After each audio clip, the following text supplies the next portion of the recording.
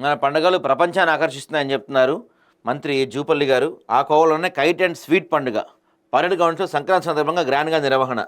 సిటీలోని అన్ని చెరువుల వద్ద సంబరాలు జరుగుతాయి. ఇక పర్యాటకంగా అభివృద్ధి చెందనున్న తెలంగాణ సంబంధిత అధికారులతో కలిసి సమీక్షించిన మంత్రి జూపల్లి. పర్యాటకంగా అభివృద్ధి చెందబోతుందంట తెలంగాణ. సో ఈ కైట్ ఫెస్టివల్ జనవరి 13 నుంచి 17 వరకు జరగబోతుంది. ఈ ఫెస్టివల్లో 19 దేశాల నుంచి 40 మంది అంతర్జాతీయ కైట్ ఫ్లయర్స్, అదేవిధంగా మన దేశంలోని 15 రాష్ట్రాల కైట్ ఫ్లయర్స్ పాల్గొంటారు.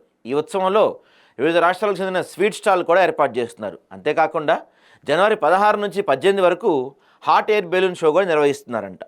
సో ఈ కైట్ ఫెస్టివల్ అద్భుతంగా జరగబోతుంది అని చెప్తున్నారు మంత్రి జూపల్లి గారు. ఇక్కడ ఇంకొన్ని విషయాలు అంటే ఈ కైట్ ఫెస్టివల్ బాగా జరుపుతాం మనం, ఎప్పుడు కాదంటే, కానీ దానివల్ల మరి ఈ జంతు ప్రేమికులు కూడా చాలా బాధపడుతుంటారు. ఎందుకంటే ఆ గాలిపటాలు తెగి అనేక రకాల పక్షులు చచ్చిపోతూ ఉంటాయి ఈ టైంలో.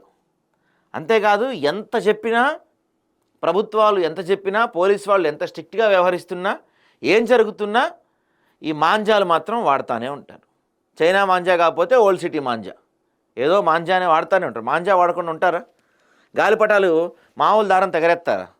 ఖచ్చితంగా మాంజాతోనే వాడతారు. అది చైనా మాంజా అయినా ఓల్డ్ సిటీ మాంజా అయినా ఏదైనా పీకలేక తగ్గుతాయి 100% దాంట్లో.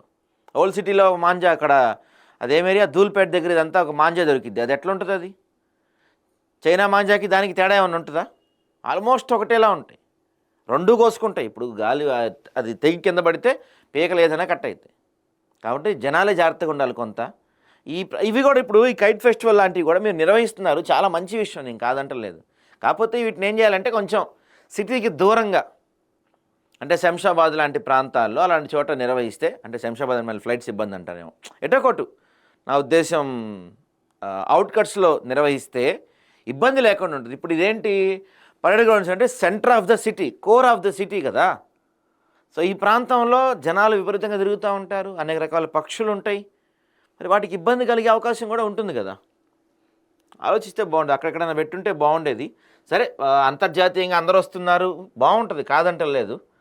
బట్ జనాల సేఫ్టీ కూడా కొంచెం చూసుకోవాలి కదా.